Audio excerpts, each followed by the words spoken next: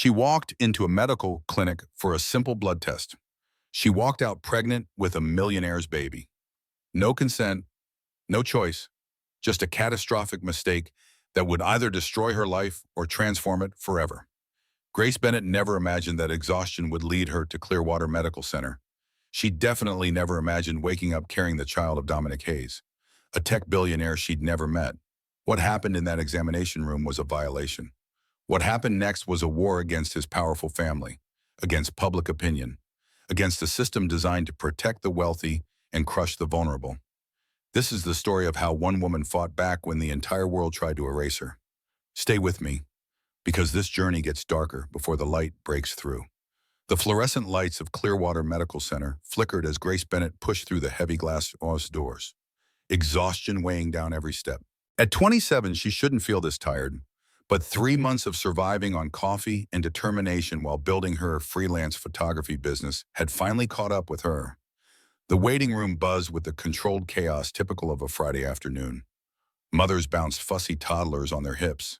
An elderly man dozed in the corner, his newspaper sliding from his lap. Grace found a worn plastic chair and pulled out the intake forms, checking boxes about her medical history with mechanical precision. She'd only come because Harper, her best friend and self-appointed keeper of Grace's well-being, had practically dragged her here after Grace nearly passed out during a client shoot 2 days ago. The fatigue had become relentless, turning her bones to lead and her thoughts to fog. Grace Bennett, a tired nurse, called from the doorway. Grace followed her down a sterile hallway lined with examination rooms, each door marked with numbers and cheerful posters about nutrition and wellness. The nurse, whose name tag read Rita, took her vital signs with practiced efficiency. "Just some routine blood work today," Rita said, typing notes into a tablet. "Dr. Morgan will review everything and call you with results in a few days." Rita disappeared, and Grace settled onto the examination table, the paper crinkling beneath her. She checked her phone, scrolling through emails from potential clients. 2 had canceled this week. The photography market in the city was brutal, and her modest savings were evaporating faster than she could replenish them. The door opened again, but it wasn't Rita who entered. A younger woman in scrubs rushed in, her movements jerky with exhaustion. The name tag said Valerie Cross, lab technician. Dark circles shadowed her eyes, and her hands trembled slightly as she set down a tray of medical supplies. "Let's get you sorted," Valerie mumbled, barely making eye contact as she consulted a chart on her tablet.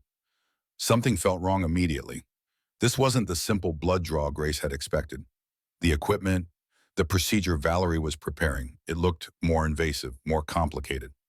"Wait," Grace said, her voice uncertain. "I thought this was just blood work." "Standard protocol," Valerie replied automatically, not really listening. Her attention was fractured, her mind clearly somewhere else. "Just relax," Grace wanted to object, wanted to demand clarification. But years of being taught to trust medical professionals, to not question authority, kept her silent. The white coat, the official setting, the confident manner, all conspired to override her instincts. What happened next made Grace feel violated in a way she couldn't articulate. The procedure was uncomfortable, invasive, nothing like the simple blood test she'd come for. She lay back, closed her eyes, and tried to breathe through the confusion and discomfort, assuming there was some medical reason she didn't understand. When it was over, Valerie left quickly, mumbling something about results being ready soon. Grace dressed with shaking hands, a deep unease settling in her stomach. Something wasn't right. But what could she do? Who would believe that a medical facility had done something wrong? She took the bus home to her cramped studio apartment, the violation sitting heavy in her chest. That night, she couldn't shake the feeling that her life had just changed in some fundamental, terrible way. She just didn't know how yet. 5 floors above where Grace had been, in the executive medical suite that catered to the city's wealthy elite, Dominic Hayes was finishing his own appointment.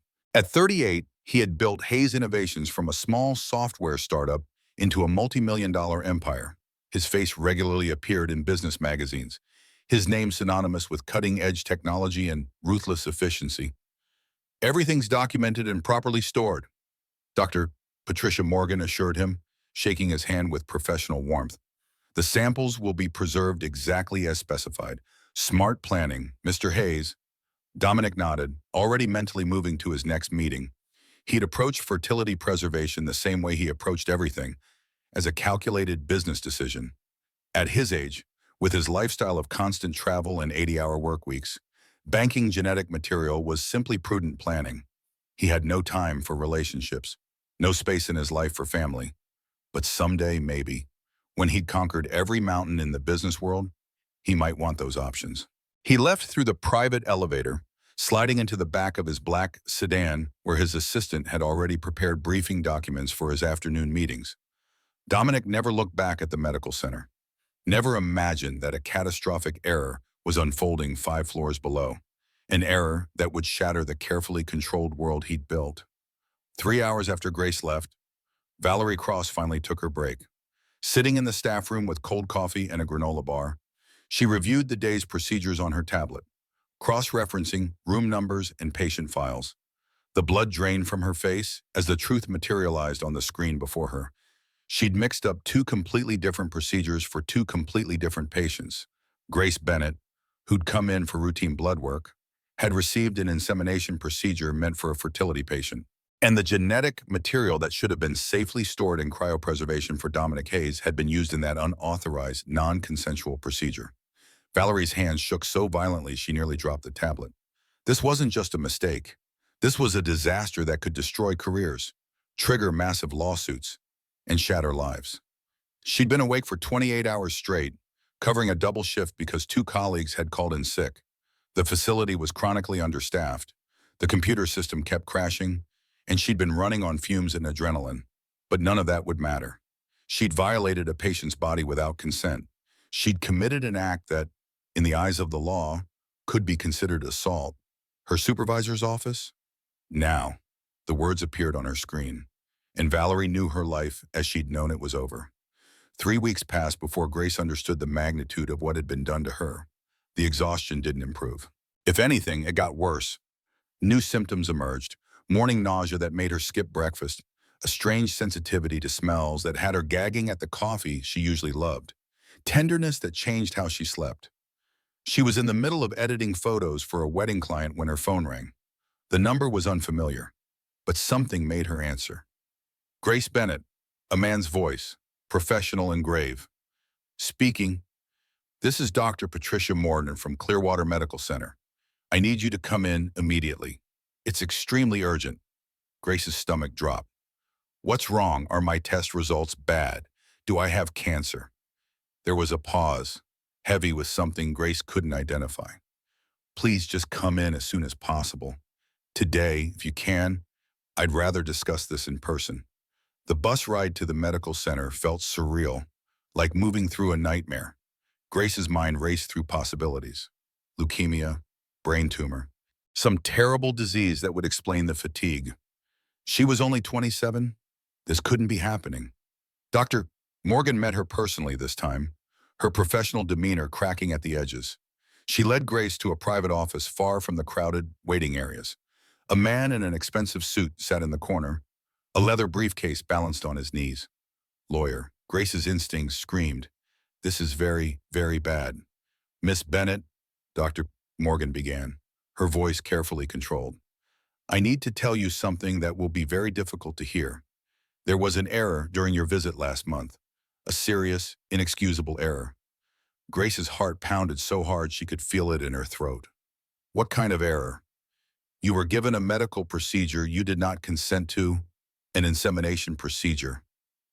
Morgan's voice was steady, clinical, but her eyes betrayed her distress. "I'm very sorry to tell you this, but you're pregnant." The world tilted. The words made no sense. Like a foreign language. Grace heard them, processed them individually, but together they created an impossible sentence. "That's not possible," she whispered. "I came in for blood work. Just blood work. There must be some mistake." "There was a mistake." The lawyer spoke for the first time, his voice smooth and practiced. "A terrible mistake made by our facility. We take full responsibility for what happened." "Pregnant?" Grace repeated, her voice barely audible. "But how, who?" Dr.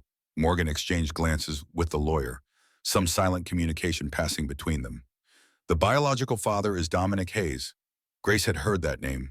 Everyone in the city had heard that name.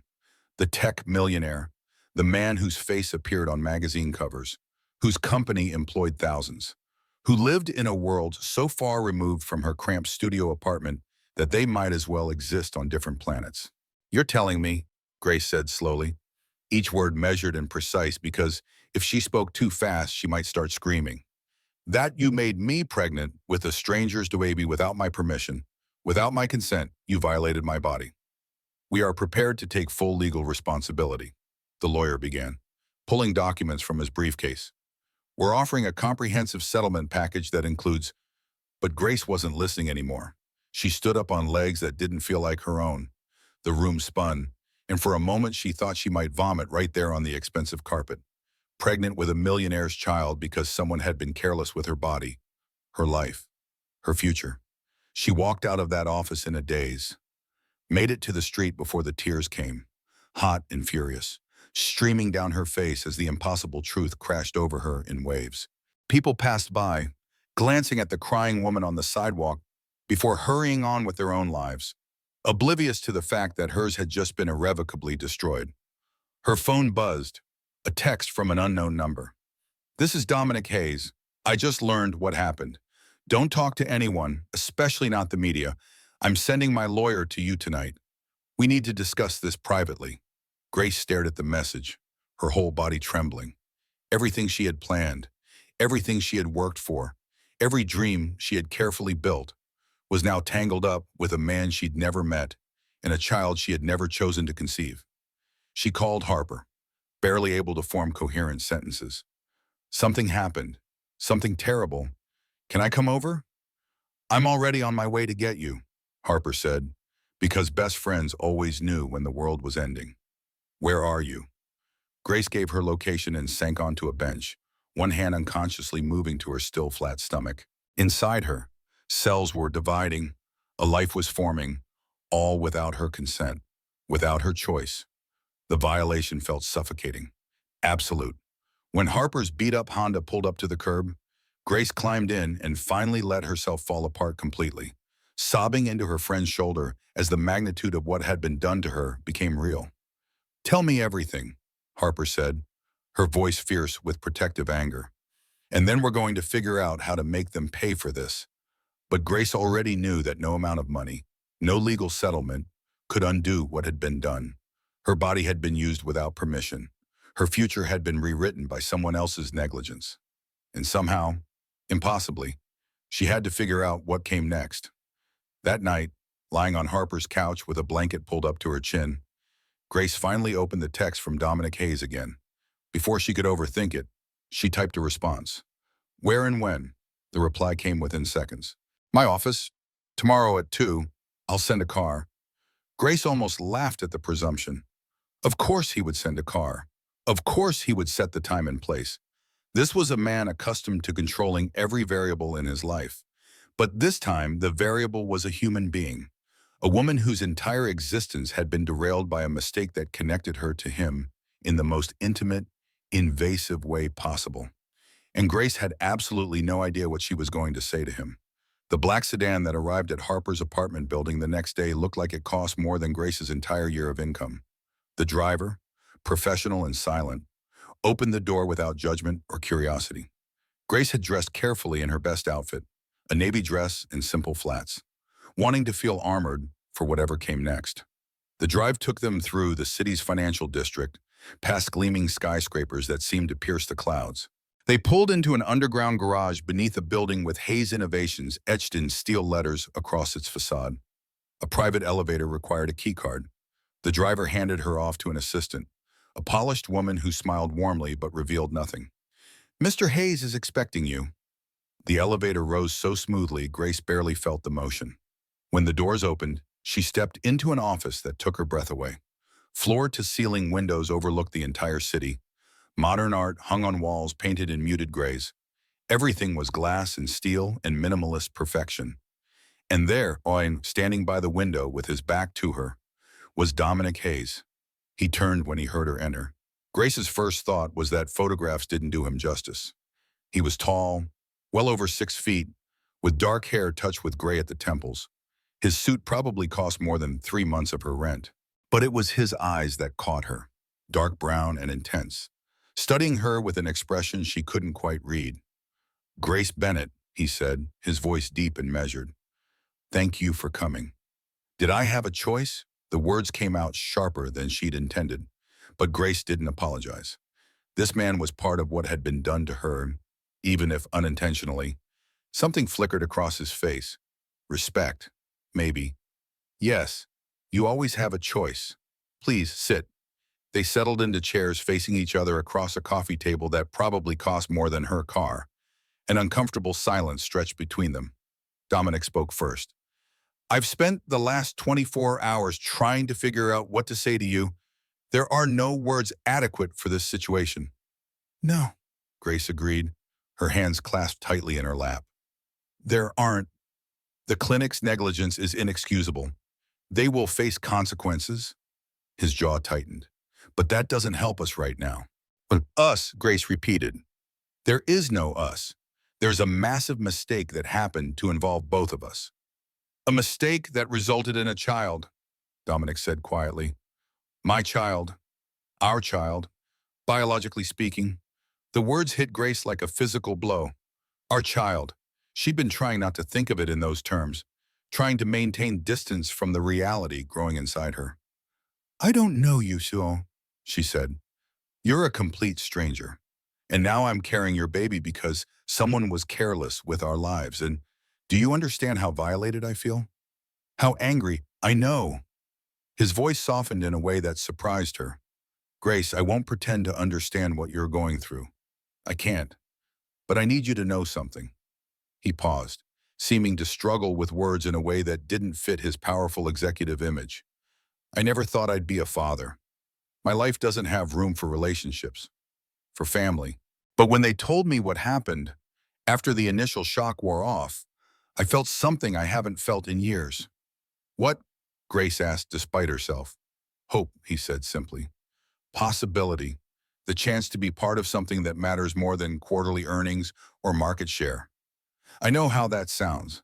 I know I'm talking about a human life, not a business opportunity, but I'm trying to be honest with you." Grace stood up abruptly, needing to move. She walked to the window, looking out at the city sprawling below. From this height, everything looked small and manageable. But down there in the real world, nothing was simple. "What do you want from me?" she asked without turning around. "I want to be involved. I want to support you through the pregnancy. I want to be a father to this child." He joined her at the window, maintaining a respectful distance. "And I want to make sure you have everything you need: security, medical care, financial stability. You shouldn't have to worry about anything except staying healthy." Grace turned to face him. "I don't need your money." "Maybe not," he acknowledged. "But you deserve not to struggle. You deserve not to worry about medical bills or taking time off work or how you'll afford everything a baby needs." He pulled an envelope from his jacket. "This is a proposal, not a demand. Just something for you to consider." Grace took the envelope but didn't open it. "What kind of proposal?" "Move into my guest house. Not the main residence. A completely separate property on my estate. You'd have your own space, complete privacy, access to the best medical care available, and no financial stress." He met her eyes. "And I get to be present for this, to know that you and the baby are safe. You want me to live with you?" Grace's voice rose in disbelief. "We're strangers." "I know how it sounds," Dominic said. "But the alternative is what we meet occasionally for doctor's appointments. I write you checks and stay at arm's length." "That's not good enough. This child deserves better. You deserve better." Grace shook her head, overwhelmed. "I need time to think." "Take all the time you need." He handed her a card with his personal number. "But Grace, understand something. I'm not trying to control you or buy you. I'm trying to do the right thing in an impossible situation." Before she could respond, Dominic's phone buzzed. He glanced at it and his expression darkened. "I need to take this. My lawyer. About the clinic." Grace used the moment to escape, taking the elevator back down in a daze. The driver was waiting, ready to take her wherever she wanted to go. She gave him Harper's address and spent the ride staring at the envelope in her hands. Only when she was back at Harper's apartment, door locked and friend waiting anxiously, did Grace finally open it. Inside was a legal document outlining exactly what Dominic had proposed. Separate living quarters, a monthly stipend that made her gasp, full medical coverage, and clauses protecting her rights, her autonomy, her ability to leave at any time. At the bottom, handwritten in neat script, "You're not alone in this. Whatever you decide, I'll respect it. But I hope you'll give us a chance to figure this out together." Harper read over her shoulder, her lawyer's mind analyzing every clause. "It's actually fair," she admitted grudgingly. "Almost too fair. There's no hidden traps I can see." "What should I do?" Grace asked. Harper was quiet for a long moment. "What do you want to do?" And that was the question Grace had been avoiding. What did she want? She could do this alone. She was strong enough, but pregnancy was already exhausting her, and she was only a few weeks in. The financial strain would be crushing. Her studio apartment had barely enough room for one person, let alone a baby. And despite everything, despite the insanity of the situation, something in Dominic's eyes had been genuine. He wasn't offering to own her. He was offering to help. "I think," Grace said slowly, "I'm going to say yes, but with conditions. My conditions." Harper squeezed her hand. "Then let's write them down. If you're doing this, we're doing it right." 3 days later, Grace stood in the lobby of Dominic's building with 3 old cases containing her entire life. Harper had helped her pack, crying the whole time, making Grace promise to call every single day. The guest house was more beautiful than Grace had imagined. A small cottage-style home with 2 bedrooms, a full kitchen, and a studio space perfect for her photography work, separate from the main estate by a garden and a good 100 yards of space. "If anything isn't right, just tell me," Dominic said, hovering awkwardly in the doorway.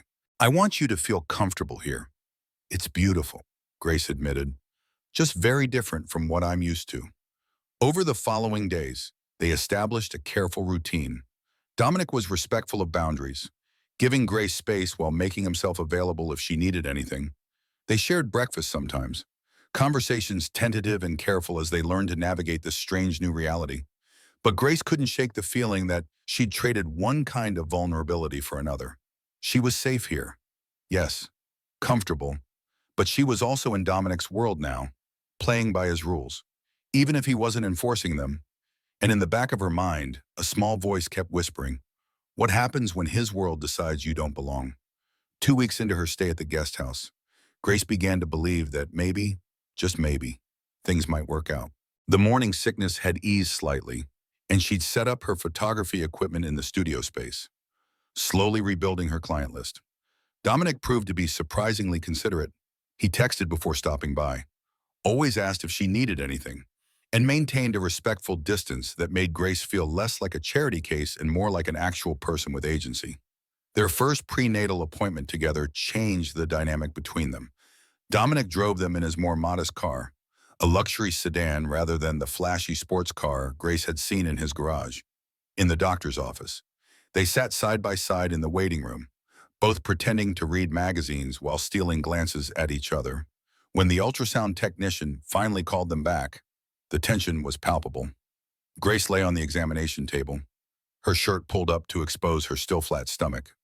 Dominic stood awkwardly near the door until the technician gestured him closer. "Come on, Dad. You'll want to see this." The title made them both freeze for a second. Dad. The word hung in the air, heavy with implications neither of them had fully processed yet. The technician spread cold gel across Grace's stomach and pressed the wand against her skin. Static filled the room. Then something else. A sound like horses galloping, fast and strong and impossibly alive. "That's the heartbeat," the technician said, smiling at their stunned faces. "Strong and healthy, right on track for your dates." Grace's tears came instantly, surprising her with their intensity. This was real. There was a tiny human inside her with a heartbeat, a life forming cell by cell. The violation of how it began didn't change the reality of what it was becoming. She felt Dominic's hand find hers, his fingers intertwining with her own in a gesture that felt natural, despite how unnatural their situation was. When she looked at him, his eyes were wet too. "That's our baby," he whispered. voice full of wonder. Grace, that's our baby. In that moment, something shifted between them. This wasn't about a mistake anymore. Wasn't about legal liability or financial arrangements. This was about a tiny human being with a heartbeat depending on both of them. The walls Grace had built began to crack. Over the next few weeks, they grew more comfortable with each other. Dominic started coming home earlier, wanting to hear about Grace's day. She found herself genuinely interested in his work, asking questions that made him light up as he explained complex technology in simple terms. One evening, Grace felt the baby kick for the first time. She gasped, her hand flying to her stomach. Dominic looked up from his laptop, immediately concerned. "What's wrong? Are you okay?" "The baby," Grace breathed. "It moved. I felt it move." Wonder transformed his face. "Can I?" He gestured hesitantly toward her stomach. "Would it be okay if I tried to feel?" Grace nodded, and Dominic crossed the room carefully, as if approaching something fragile and precious.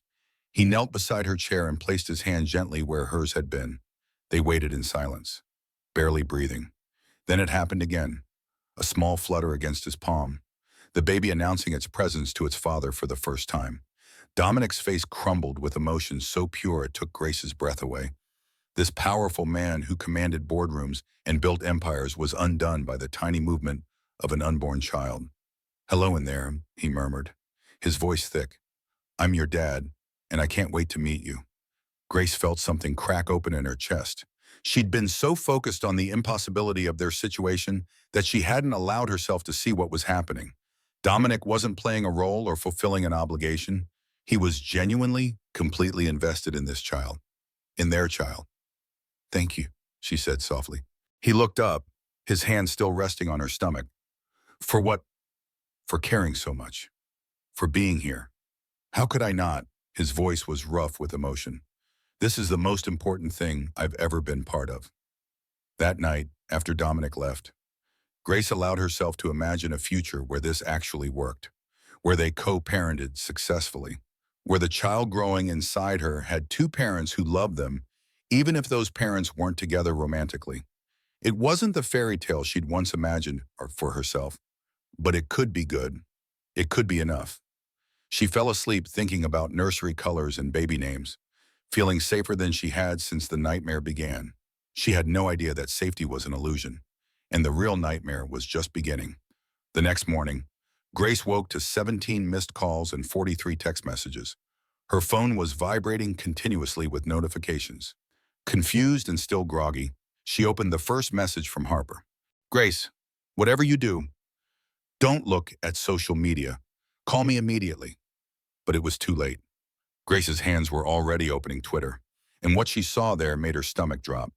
The top trending topic was her name. Headlines screamed across every major news outlet. Tech millionaire's secret baby scandal. Mystery woman living in Dominic Hayes' guest house. Who is Grace Bennett? Someone had leaked the story. And not just the basic facts, but twisted versions that made Grace look like a gold digger, a schemer who'd somehow trapped one of the city's most eligible bachelors. The photos were worse. Someone had taken long-range shots of her and Dominic at the prenatal appointment, holding hands, him kneeling beside her. Out of context, they looked intimate, romantic, like a couple in love rather than two people navigating an impossible situation. The comments were vicious. Thousands of strangers who knew nothing about what had really happened were calling her every name imaginable. Gold digger, baby trapper, opportunist, whore. Grace's hands shook as she scrolled through message after message, each one crueler than the last. Her personal Instagram had been found and flooded with hate. Photos she'd posted of her work, her life, her dreams, all now commented on with vitriol and judgment.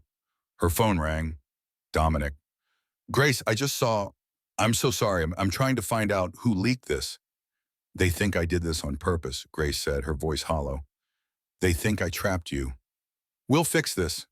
I'll make a statement and explain what really happened." "You can't," Grace interrupted. "The clinic, the lawsuit, the medical malpractice. Your lawyers told you not to say anything publicly yet." Silence on the other end, because they both knew she was right. "I'm handling this," Dominic finally said. "Just stay inside. Don't read the comments. and let me manage the PR team. But it was already too late for that. Grace's phone rang again. A client, canceling a wedding shoot they'd booked months ago. "We don't want to be associated with this kind of drama," they said coldly. Then another cancellation, and another. By noon Grace had lost every job she'd booked for the next 3 months. The financial safety she'd briefly felt evaporated in hours. Even with Dominic's support, losing her career felt like losing her identity, her independence, everything she'd worked for. Harper showed up at the guest house without being called, because best friends always knew when the world was ending. Again. "Pack a bag," Harper said. "You're coming back to my place." "I can't run every time things get hard," Grace protested weakly. "This isn't hard. Grace, this is a ma, and you need to be somewhere they can't find you." But Grace was already realizing something terrible. There was nowhere she could hide. Her face was everywhere now. Her name was trending worldwide. And the narrative being written about her was so far from the truth that she felt like she was drowning in lies. That night, as she lay in Harper's guest room for the second time in a month, Grace made a decision. She couldn't control what strangers thought of her, but she could control what happened next with the baby, with Dominic, with her life. Tomorrow, she would fight back. She would tell her story, the real story, and force the world to see her as a human being rather than a character in someone else's drama. But first, she had to survive the night without drowning in the hatred of millions of people who'd decided her fate without knowing her name a week ago. Grace woke to find her landlord's message her studio apartment lease was being terminated. "Undesirable publicity," the email said coldly. "We have other tenants to consider." She was being erased from her own life, one piece at a time. Harper made coffee and sat Grace down at the kitchen table with the determination of someone preparing for battle. "Okay, here's what we're going to do. I'm taking your case pro bono. We're suing the clinic for medical malpractice, assault, and violation of bodily autonomy, and we're going to make sure everyone knows exactly what happened to you. Kahanam, Dominic's lawyers, can handle Dominic's interests. I'm handling yours." Harper's voice was fierce. "You need someone in your corner who isn't conflicted, who doesn't care about protecting anyone but you." Grace nodded, feeling something like hope stirring in her chest. Maybe she wasn't as powerless as she felt, but the universe wasn't done with her yet. That afternoon, a major news outlet published an interview with Monica Sterling, Dominic's ex-fiancée. The woman was stunning, polished, and absolutely ruthless in her destruction of Grace's character. "I dated Dominic for 2 years, Monica said, her perfectly made-up face sympathetic and sad on camera. "We talked about marriage, about building a life together. Then suddenly he broke things off with no explanation. Now I understand why. This Grace person must have been planning this for months. You don't accidentally end up pregnant with a millionaire's baby. That's not how the world works." The interviewer leaned in. "You think she targeted him deliberately?" "I think she saw an opportunity and took it," Monica said. "And I think it's heartbreaking that a good man like Dominic is being trapped this way." Grace watched the interview with growing horror. Monica was weaving a narrative that was impossible to disprove without revealing the medical malpractice, which they legally couldn't discuss yet, and the public was eating it up. Social media exploded again, this time with even more venom. Grace was no longer just a gold digger. She was now a calculated predator who destroyed a loving relationship. Her phone rang. Dominic, his voice tight with anger. "I had no idea Monica would do this. We ended things 6 months ago, and it was mutual." "She's lying. Can you say that publicly?" "My PR team is drafting something now." But when Dominic's statement came out hours later, it was carefully worded to avoid legal complications and said almost nothing useful. "My personal life is private. I ask that everyone respect the privacy of all parties involved." It was the kind of non-statement that rich people made to avoid controversy, and it did nothing to stop the bleeding of Grace's reputation. That night, Harper sat with Grace as they scrolled through the endless stream of hatred online. "We need to tell your story," Harper said. "A real interview, with a reputable journalist. Get ahead of this. What if it makes things worse?" "Grace," Harper took her hands. "They've already decided who you are. The only question is whether you're going to let them write your story, Or if you're going to write it yourself. Grace thought about her mother, Ruth, working 2 waitress jobs in Ohio, about the life she'd built from nothing, the dreams she'd chased despite every obstacle, about the baby growing inside her who would someday ask questions about all of this. Okay, she said, let's tell the truth. But before they could arrange an interview, everything got worse. The next morning, a tabloid journalist named Trevor Marsh published a story claiming he'd found evidence that Grace had been stalking Dominic for months before the pregnancy. Doctored screenshots of social media interactions, fake witness statements from people claiming to have seen Grace at Hayes Innovations events. It was all lies, but it was convincing lies, presented with just enough detail to feel real. Grace's remaining supporters online melted away. Even people who'd initially defended her started questioning whether there was more to the story. The court of public opinion had reached its verdict. Grace Bennett was guilty. She stopped leaving Harper's apartment, stopped checking social media, stopped answering her phone unless it was Harper, her mother, or Dominic. She felt herself disappearing, becoming less real with each passing day. The Grace who'd fought to build a photography career, who'd scraped by but made her own choices, who'd had dreams and plans and a future. That Grace was gone, replaced by a pariah, a punchline, a cautionary tale. Dominic came to Harper's apartment unannounced one evening. Harper let him in reluctantly, her lawyer's instincts making her protective and suspicious. Grace, wait, he said, and the grief in his voice made her look up from where she'd been sitting on the couch for hours, staring at nothing. I'm so sorry. This is all my fault. My world, my family, my ex, they're destroying you and I don't know how to stop it. You can't stop it, Grace said flatly. This is what happens when someone like me gets tangled up with someone like you. Your world has antibodies, and I'm the infection they're trying to eliminate. Don't say that. Why not? It's true. She finally met his eyes. I should never have agreed to stay at your place. Should never have trusted that this could work. I was stupid to think I could exist in your world without being destroyed by it. Grace, I think you should go, she said quietly.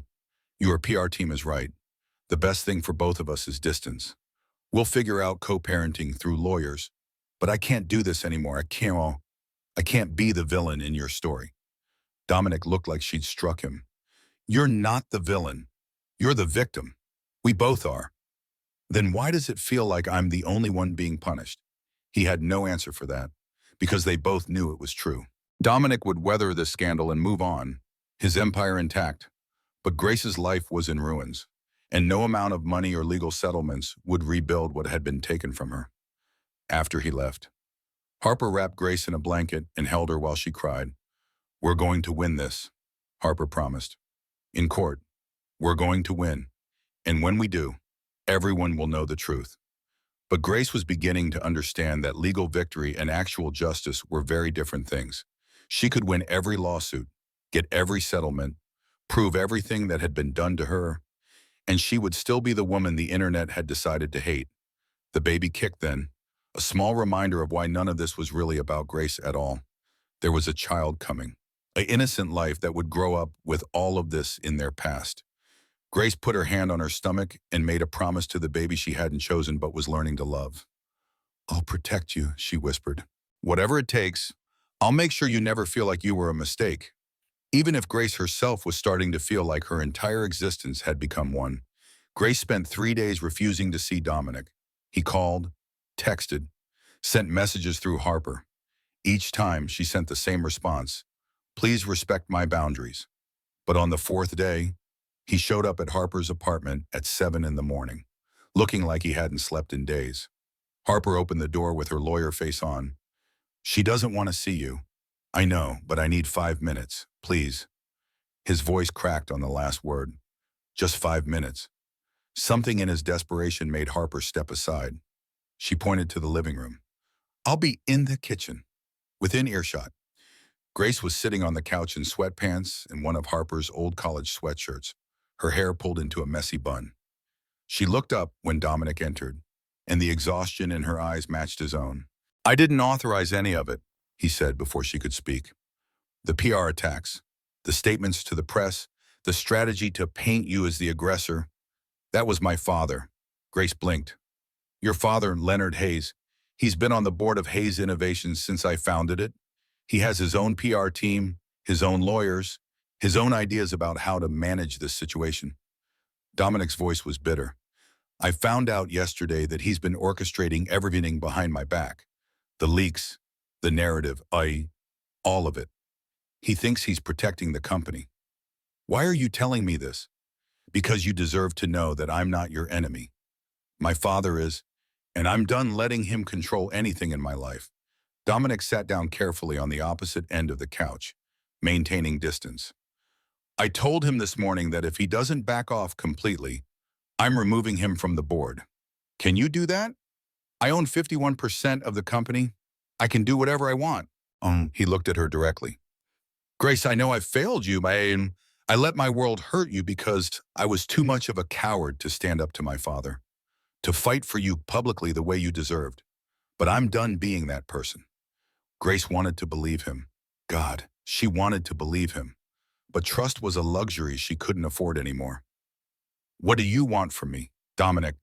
I want another chance, not for romance, not for a relationship, just a chance to prove that I can do better, that I can protect you and our child the way I should have from the beginning.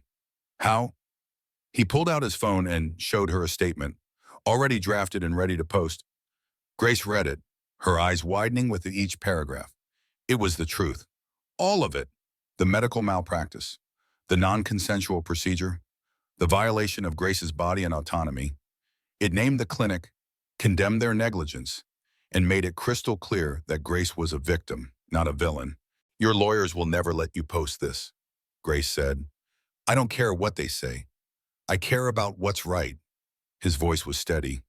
I'm posting this in 1 hour, but I wanted you to see it first, to make sure you're okay with me telling your story. Tears burned in Grace's eyes.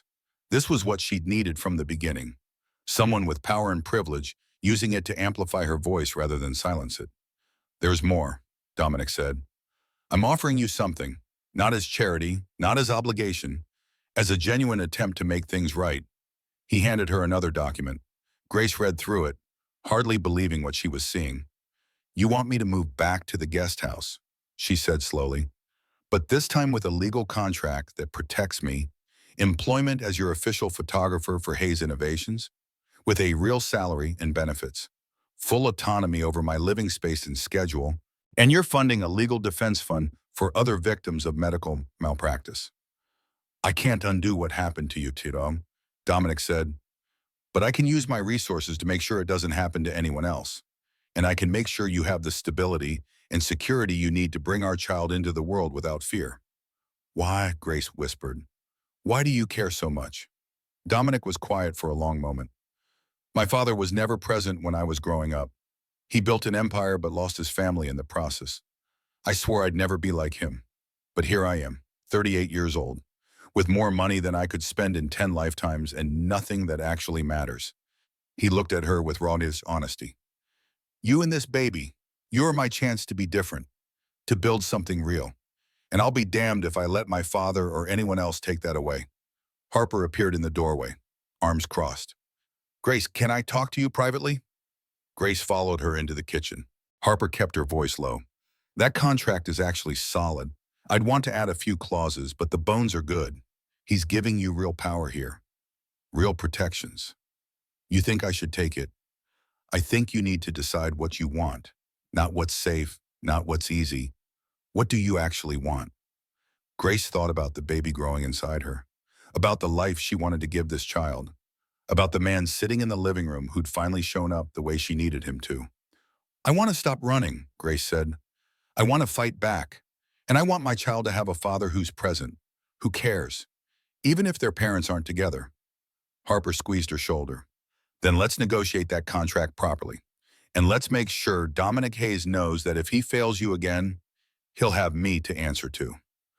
2 hours later, Grace moved back into the guest house with a contract that protected every aspect of her autonomy and a plan to rebuild her life on her own terms. Dominic posted his statement, and the internet exploded. This time with support and outrage on her behalf. The tide was turning. Grace Bennett was no longer the villain. She was the survivor. And for the first time since this nightmare began, she felt like maybe, just maybe, She could actually survive it. 3 months of fragile peace gave Grace a dangerous sense of security. The media narrative had shifted. Public opinion, fickle as always, now saw her as a victim deserving of sympathy. Her photography business slowly rebuilt as clients realized they'd been fed lies. Dominic proved himself trustworthy, respectful of boundaries while being genuinely involved in preparing for the baby.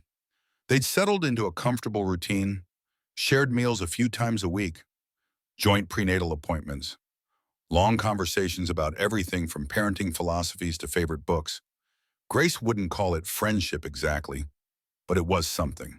A partnership built on mutual respect and shared purpose. At 7 months pregnant, Grace's body had transformed. Her belly was prominent now, movements visible from the outside. They'd decided not to find out the sex, wanting at least one surprise in a pregnancy that had started with such horror. The nursery and the main house was coming together beautifully. Dominic had given Grace complete creative control, and she'd designed a space that felt warm and welcoming, with soft yellows and green that worked for any child. "What about names?" Dominic asked one evening as they assembled a crib together. Well, he assembled while Grace supervised from a comfortable chair, her swollen feet propped up on an ottoman.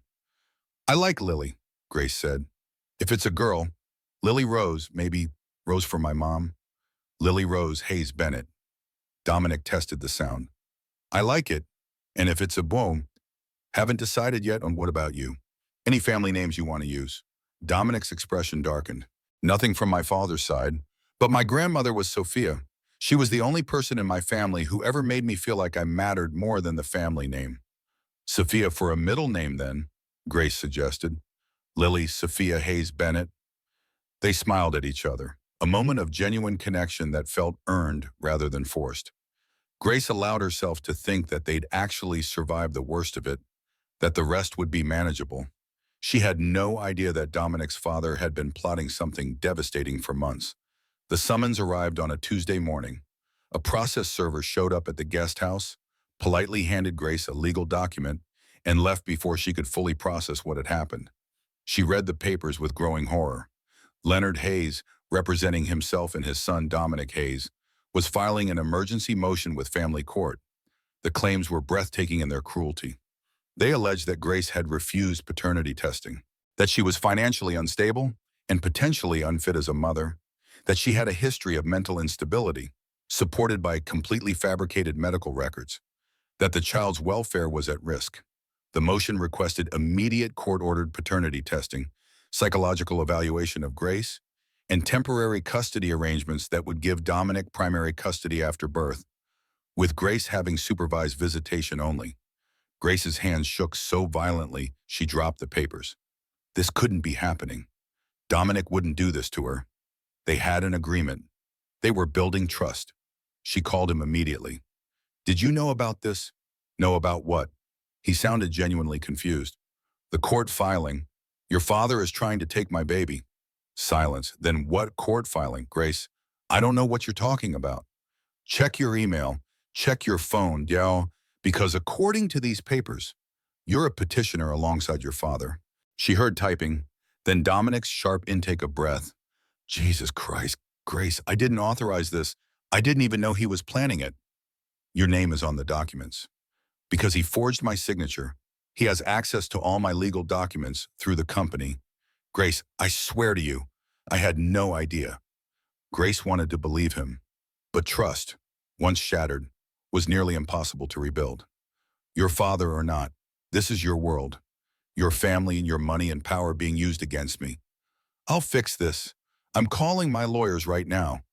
"Your lawyers?" Grace laughed bitterly. "Dominic, wake up. Your lawyers work for Hayes Innovations. Your father is on the board. You think they're going to side with me over him?" The silence on the other end told her she was right. "I need to go," Grace said. "I need to call Harper." She hung up before he could respond. Her hands were still shaking as she dialed her best friend's number. Harper's response was immediate and fierce. "Don't panic. This is aggressive, but it's also sloppy. Forged signatures, fabricated medical records, that's grounds for sanctions. We can fight this. They're saying I'm unstable, that I'm unfit. They're lying, and we'll prove it." Harper's voice was steady, grounding. But Grace, you need to prepare yourself. This is going to get ugly. Really ugly. Are you ready for that? Grace looked down at her pregnant belly, at the child who was depending on her to be strong. I don't have a choice. The preliminary hearing was scheduled for 2 weeks later. Grace spent those weeks being evaluated by a court-appointed psychologist, subjected to questions about her mental health, her finances, her fitness as a mother. It was invasive and humiliating, but Harper coached her through every session. Just tell the truth, Harper advised. You have nothing to hide. But the truth felt inadequate against the machinery of wealth and power arrayed against her. Leonard Hayes had an army of lawyers. Grace had Harper, brilliant but overworked, taking her case pro bono while managing a full caseload of other clients. The day before the hearing, something else happened that shattered what remained of Grace's sense of safety. Monica Sterling, Dominic's ex-fiancée, released a video on social media, but this wasn't another interview. This was security footage, allegedly from a charity gala 6 months ago, showing Grace and Dominic in what appeared to be an intimate conversation. Except Grace had never attended any charity gala. She'd never met Dominic before the medical disaster. The video was a deep fake, sophisticated enough to fool casual viewers. Mystery woman was stalking Dominic for months. The tabloid screamed. New evidence suggests pregnancy was planned. The narrative Grace and Dominic had carefully built, the truth they'd finally gotten the public to believe, crumbled in hours. Social media turned on her again, this time with even more venom. Grace watched her world burn for the second time, and this time she couldn't even cry. She was too tired, too broken, too defeated. Harper showed up at the guest house with her laptop and an expression of grim determination. We can prove it's a deepfake. There are forensic experts who specialize in this, but it takes time, and the hearing is tomorrow. We've already lost, Grace said flatly. The judge is going to see this video, see the media coverage, and decide I'm exactly what Leonard Hayes says I am. A liar, a schemer, unfit. Don't give up. I'm not giving up. I'm being realistic. Grace put her hand on her thumb, feeling the baby kick as if responding to her distress. They have more money, more power, more resources, and they're willing to destroy me to get what they want. Her phone buzzed. A text from Dominic. I'm coming over. We need to talk. Don't, Grace typed back. Your father wins either way. If you defend me, you lose your company. If you don't, you lose your soul. Stay away.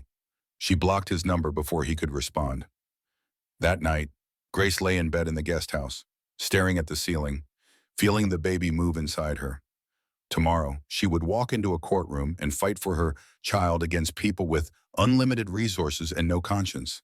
And for the first time since this nightmare began, Grace genuinely couldn't see a way to win. Grace woke up at 3 in the morning to cramping pain that stole her breath. At first, she thought it was Braxton Hicks contractions, the practice contractions her doctor had warned her about. But these felt different, sharper, wrong. She managed to get to the bathroom before the dizziness hit. The world tilted, and Grace barely caught herself on the sink. In the mirror, her face was pale, almost gray, her vision blurred at the edges. Something was very wrong. She fumbled for her phone, trying to decide who to call. Harper lived 30 minutes away. Her mother was in Ohio. Dominic was blocked. And even if he wasn't, she'd told him to stay away. Another wave of pain hit, and Grace made a decision. She unblocked Dominic's number with shaking fingers and called. He answered on the first ring. Grace, something's wrong, she gasped. The baby. I think something's wrong. I'm on my way. The line went dead. Grace sank to the bathroom floor, her back against the cool tile, trying to remember everything her doctor had told her about warning signs, severe pain, dizziness, blurred vision, all bad, all reasons to go to the hospital immediately. She didn't remember Dominic arriving. Just suddenly he was there, his face pale with fear, scooping her up like she weighed nothing. I've got you, he said. Hold on. Just hold on. The drive to the hospital was a blur of streetlights and Dominic's voice, steady and calm, telling her everything would be okay even though his hands were white-knuckled on the steering wheel. The emergency room erupted into controlled chaos when they arrived. Nurses surrounded Grace, hooking her up to monitors, asking rapid-fire questions. The fetal heart monitor beeped irregularly, and Grace saw the nurses exchange worried glances. Preeclampsia, someone said. Blood pressure is through the roof. Get Dr. Morgan. The baby, Grace managed to ask.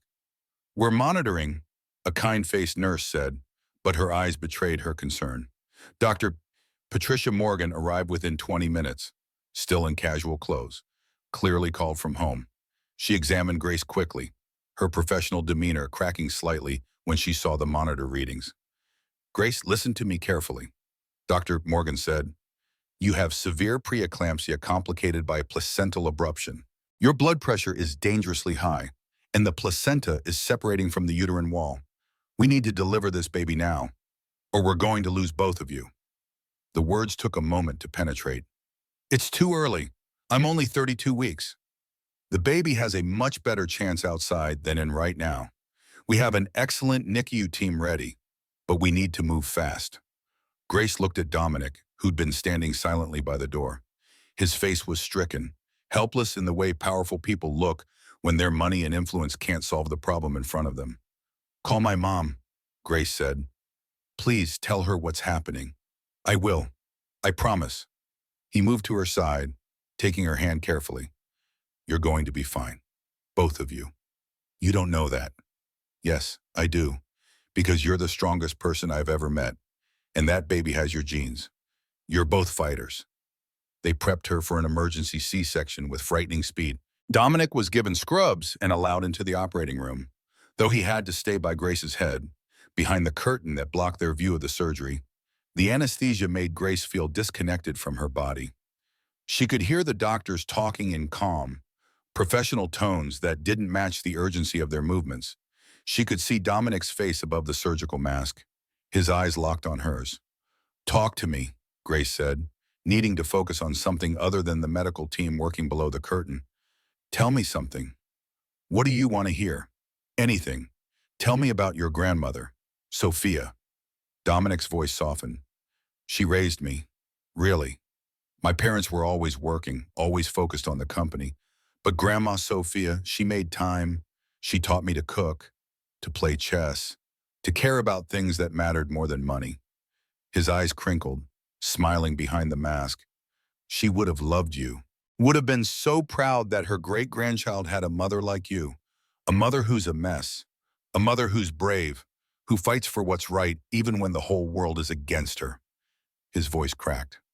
Grace, I'm sorry for everything, for not protecting you from my father, for not standing up when it mattered. I'm so sorry. We can talk about that later, Grace said, feeling suddenly tired. Right now, just stay with me. Always, he promised. I'm not going anywhere.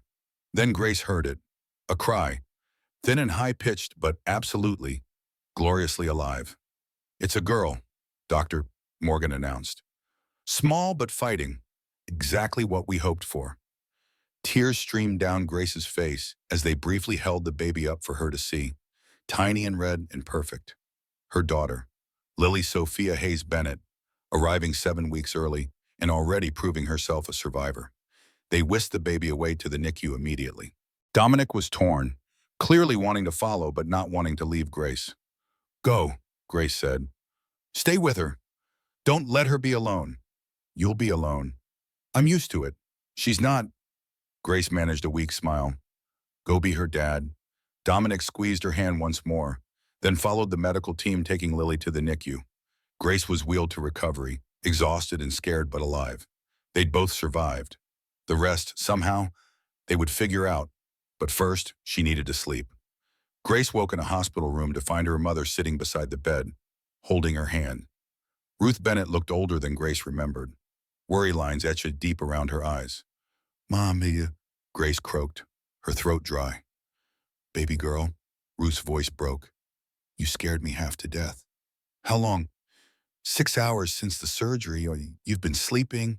Ruth helped Grace take a sip of water. The baby's doing well. 3 pounds, 8 ounces.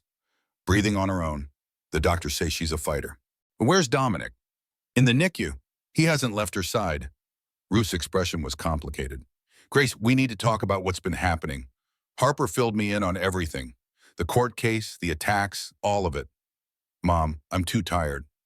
I know, honey, but there's something you should know. While you were in surgery, something happened. Ruth pulled out her phone and showed Grace a live news broadcast. Dominic Hayes stood outside the hospital, surrounded by reporters and cameras. He looked exhausted, his shirt wrinkled, hair disheveled, but his voice was clear and steady. I need to make a statement, Dominic said to the assembled media. What my father, Leonard Hayes, has done to Grace Bennett is unforgivable. He orchestrated a smear campaign against an innocent woman. He forged legal documents using my name. He facilitated the creation of fraudulent evidence to destroy her reputation. The reporters erupted with questions. Dominic held up a hand. I'm not finished. Grace Bennett is one of the most courageous people I've ever known. She's endured violations that would break most people. She's been vilified by strangers who know nothing about her, and through it all, she's remained focused on what matters most, protecting our daughter. He paused, emotion flickering across his face. As of this morning, I've removed my father from the board of Hayes Innovations. I've also resigned as CEO, effective immediately. The company I built has become a vehicle for hurting people I care about, and I won't be part of that anymore. My priority now is my family, Grace and our daughter Lily. Nothing else matters. What about the court case? A reporter shouted. There is no court case. I've withdrawn all motions filed under my name, and I'm pressing charges against my father for forgery and defamation. Grace Bennett deserves justice, and I'm going to spend however long it takes making sure she gets it. The video ended. Grace stared at the blank screen, hardly believing what she'd just seen. He destroyed his relationship with his father for you, Ruth said quietly. Gave up his company for you. That man loves you, Grace. Even I can see it. He barely knows me. Maybe, but he knows enough. Ruth squeezed her hand. The question is, what are you going to do about it? Grace didn't have an answer. She was saved from responding by Harper bursting into the room with her laptop. Grace, you're awake. Good. We need to talk strategy. Dominic's statement changes everything. With him publicly contradicting his father's claims, the court case falls apart. We can go after the clinic with full force now and… Harper, Grace interrupted gently. Can we do this later? I just want to see my daughter. Harper's expression softened immediately. Of course. Sorry, I'm in lawyer mode. A nurse arrived with a wheelchair, ready to meet your baby. Mom? The NICU was quieter than Grace expected. Soft lighting, gentle beeping of monitors, a sense of focused calm. Dominic sat beside an isolette in the corner, his hand reaching through the opening to hold a tiny hand barely bigger than his thumb. He looked up when Grace's wheelchair approached, and the raw emotion on his face made her breath catch. Hey, he said softly. Want to meet your daughter. Grace wheeled closer and looked into the isolette. Lily was so small, tubes and wires connecting her to various machines, but her eyes were open, dark and alert, looking around with what seemed like curiosity about her new world.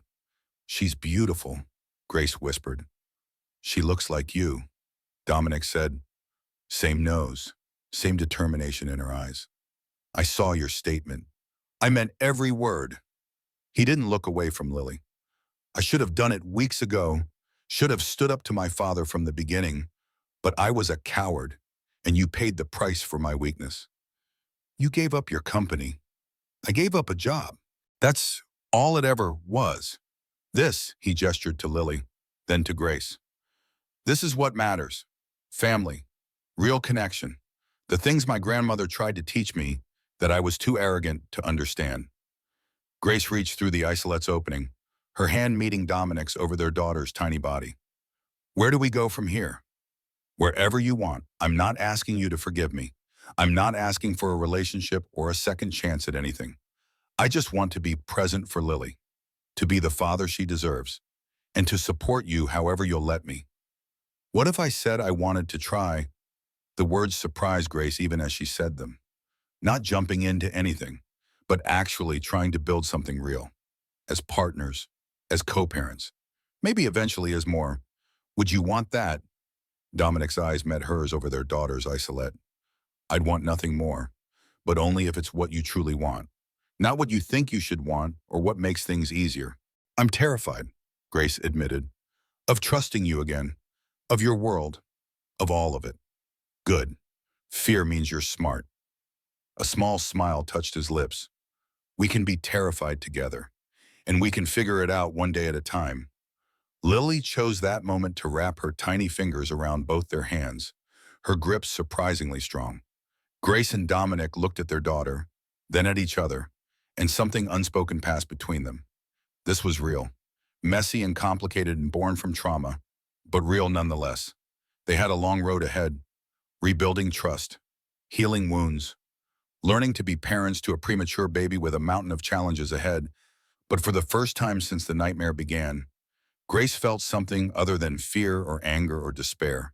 She felt hope. 6 months later, Grace stood in her new studio apartment, packing the last of her belongings. The space was bright and modern, with huge windows that let in natural light perfect for photography. It was hers, paid for with the settlement from the clinic and her growing photography business. She'd spent the months since Lily's birth in therapy, both individual and couple sessions with Dominic. They'd worked through the trauma, the betrayal, the complicated tangle of their relationship. It hadn't been easy or quick. There were setbacks and arguments and moments where Grace wasn't sure they'd make it, but they had, slowly, carefully. They'd built something real. Lily had thrived in the NICU, defying every expectation. She came home after 2 months, healthy and growing. Grace had insisted on her own apartment rather than staying at the guest house, needing to prove to herself that she could stand on her own. Dominic had respected that boundary, showing up for feedings and diaper changes, but never pushing for more than Grace was ready to give. Leonard Hayes was currently facing criminal charges for forgery and fraud. The trial was set to begin in 3 weeks, and Dominic would testify against his father. It had cost him his relationship with his parents, but he'd told Grace it was worth it. Some relationships are toxic, he'd said. Better to cut them off than let them poison everything else. Monica Sterling had been arrested for creating and distributing the deepfake video. She'd taken a plea deal and was serving community service. Though her influencer career was destroyed, the clinic had settled Grace's lawsuit for $15 million, enough to ensure she'd never worry about money again. But more importantly, the case had exposed systemic problems in the medical industry. New regulations were being implemented to prevent similar incidents. Grace had used part of the settlement to start a nonprofit supporting victims of medical malpractice. It gave her purpose beyond just surviving, a way to turn her trauma into something meaningful. A knock on the door pulled her from her thoughts. Dominic stood in the hallway, holding Lily in a carrier strapped to his chest. Their daughter had grown, her cheeks filling out, her eyes bright and curious. "Ready?" he asked. Today was the day. After months of therapy, of slowly rebuilding trust, of learning to be parents and partners, they were taking the next step. Not marriage, not moving in together. Something simpler and more profound. Their first official date. Dominic had planned everything carefully. Dinner at a quiet restaurant, nothing fancy or public, just two people trying to figure out if what they'd built under pressure could survive in normal circumstances. "Nervous?" Grace asked as they settled Lily for her mom, who'd moved to the city to be closer to her granddaughter. "Terrified," Dominic admitted with a smile. "This feels more important than any business meeting I've ever had." The restaurant was perfect, intimate without being romantic, comfortable without being casual. They talked about everything and nothing. Lily's development, Grace's photography projects, Dominic's new venture, a nonprofit focused on ethical technology development. "I don't miss the company," Dominic said over dessert. "I thought I would. Thought my identity was tied up in being CEO, in building an empire. But I was wrong. This life, being present for Lily, supporting your work, actually having time to think about what matters. This is better. Even with less money," he laughed. "I still have more money than I could spend in 10 lifetimes. Just less than before. But yeah, even with less, money doesn't mean much when you're alone." Grace took a breath, gathering courage. "I've been thinking about something." "Yeah. What if we tried living together? Not me moving back to the guest house. Something new that belongs to both of us. Equal partners, equal say in everything." Dominic's face lit up with hope tempered by caution. Are you sure I don't want to rush you? I've spent 6 months proving I can stand alone. I can, but I don't want to anymore. Grace reached across the table, taking his hand. I want to try building something with you. For real this time. Not because we're forced to, but because we choose to. I would love that, Dominic said, his voice thick with emotion. But Grace, I need you to know something first. He pulled a small box from his pocket. Grace's eyes widened. This is not a proposal, he said quickly. Not yet. Maybe not ever. If that's not what you want, but I wanted you to have this. Inside the box was a simple silver bracelet, engraved with 3 names, Grace, Dominic, Lily. You're a family, Dominic said. Whether we're together romantically or not, whether we get married or stay co-parents or whatever we become, you're my family, both of you, and I wanted something to symbolize that. Grace let him fasten the bracelet around her wrist, tears blurring her vision. I love you, she said, the words coming easier than she'd expected. I didn't want to. I fought against it for months, but I do. I love you. I love you too, Dominic said, and I'll spend the rest of my life earning that love, proving I deserve it. They kissed over the dessert plates, tentative and sweet, like teenagers figuring out romance for the first time. Later, picking up Lily from Ruth's apartment, Grace felt something she'd almost forgotten was possible. Peace, not happiness, not yet. Maybe not for a while with fun, but peace with where she was, who she'd become, what her life had turned into. She's perfect, Ruth said, handing over the sleeping baby. Takes after her mama. And her dad, Grace said, surprising herself. But it was true. Lily had Dominic's determination, his focus, his ability to command attention just by existing. That night, Grace stood in her apartment with Lily sleeping in the nursery and Dominic in the kitchen making tea. It was domestic and ordinary and absolutely extraordinary. Her phone buzzed, a message from Harper. Trevor Marsh published his apology today, groveling. It's beautiful. Grace smiled but didn't respond. The revenge she'd once craved felt less important now. The people who'd tried to destroy her had faced consequences. She'd rebuilt her life stronger than before. That was enough. Tea's ready, Dominic called softly. Grace joined him on the couch, curling into his side as they sipped chamomile and listened to the city sounds outside. Tell me something, Dominic said. If you could go back, knowing everything that would happen, would you still go to that clinic appointment? Grace thought about it, the violation, the trauma, the public destruction, but also Lily, sleeping peacefully in the next room, this imperfect, beautiful life they were building. Yes, she said finally, because it led me here, to her, to you, to this version of myself who's stronger than the one who walked into that clinic. She looked up at him. I wouldn't choose the path, but I choose the destination. Me too, Dominic said. They sat in comfortable silence, 2 people who'd been brought together by catastrophe and chose to stay together through intention. It wasn't a fairy tale. Grace still had nightmares.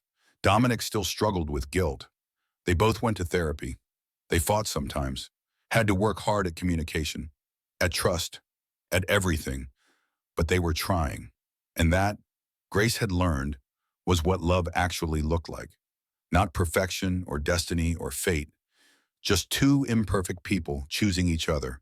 Every single day, Lily made a sound from the nursery, and they both stood automatically, moving together toward their daughter. She was awake, her dark eyes tracking them as they approached her crib. Hello, my beautiful girl, Grace whispered, lifting Lily into her arms. Dominic wrapped his arms around them both, creating a circle of protection and love around their daughter. This was her family, unconventional, hard-won, born from ashes and built with determination. But it was hers, theirs, and it was enough, more than enough. It was everything. Thank you for staying with Grace through her impossible journey. If this story moved you, hit that like button and let me know in the comments. Would you have fought back like Grace or taken the settlement and disappeared? Your answer might surprise you. Share this story with someone who needs to hear that survival is possible. even when the world feels impossible. And subscribe so you never miss these life-changing, true stories. Because every week, I bring you real accounts of people who refuse to let their worst moments define them. Your support means everything. Until next time, remember sometimes the greatest love stories are the ones nobody plans, and the strongest people are the ones who had no choice but to become strong. See you in the next story.